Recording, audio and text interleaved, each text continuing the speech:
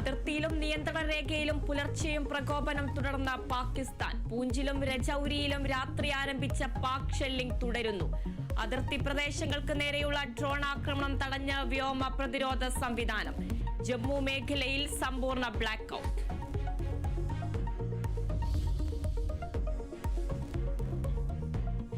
ജമ്മുവിലെ സാംബ ജില്ലയിൽ നുഴഞ്ഞുകയറ്റ ശ്രമം പരാജയപ്പെടുത്തി അതിർത്തി രക്ഷാസേന. നുഴഞ്ഞുകയറ്റ ശ്രമം ഉണ്ടായത് രാത്രി 11:30-ഓടെയെന്ന BSFന്റെ ഔദ്യോഗിക സ്ഥിരീകരണം. ജമ്മു, പത്താൻകോട്ട്, ഉധംപൂർ എന്നിവിടങ്ങളിലെ സൈനിക കേന്ദ്രങ്ങളെ പാകിസ്ഥാൻ ലക്ഷ്യമിട്ടതായി സ്ഥിരീകരണം.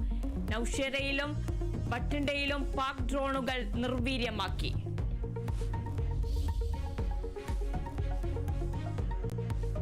അതിർത്തിയിലെ പ്രകോപനങ്ങൾക്ക് മറുപടി നൽകി ഇന്ത്യ. ഇസ്ലാമാബാദിലും ലാഹോറിലും കറാച്ചിയിലും ഇന്ത്യ ആക്രമണം നടത്തിയതായി സൂചന. കറാച്ചി തുറമുഖത്ത് സ്ഫോടനം നടന്നതായി സ്ഥിരീകരിക്കാത്ത റിപ്പോർട്ടുകൾ. അറബിക്കടലിൽ സൈനിക വിന്യാസം നടത്തി നാവികസേന. INS വിക്രാന്തും INS വിശാഖപട്ടണവും ആക്രമണ സജ്ജം.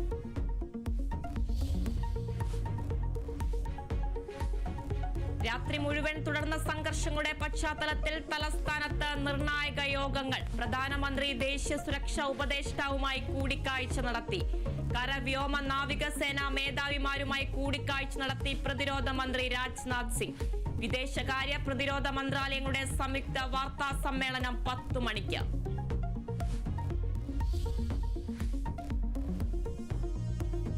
പാകിസ്ഥാനെ കൂടുതൽ പ്രതിരോധത്തിലാക്കിയ ആഭ്യന്തര കലാപം. രാജ്യത്തിനകത്ത് ആക്രമണം തുടർന്ന് ബലൂച്ച് ലിബറേഷൻ ആർമി. കൊച്ച നഗരമടക്കം തന്ത്രപ്രധാനമായ കേന്ദ്രങ്ങൾ പിടിച്ചടക്കിയതായി അവകാശവാദം. ബലൂചിസ്ഥാനിലെ 6 ഇടങ്ങളിൽ IED സ്ഫോടനങ്ങൾ നടത്തി BLA.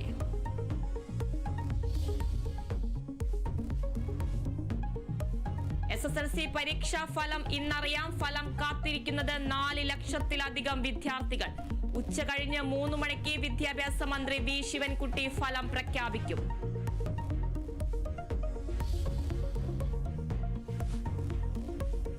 ആഗോള കത്തോലിക്ക സഭയ്ക്ക് പുതിയ ഇടയൻ. കർദിനാൾ റോബർട്ട് ഫ്രാൻസിസ് പ്രിവോസ്റ്റ 267ാമത് മാർപ്പാപ്പ.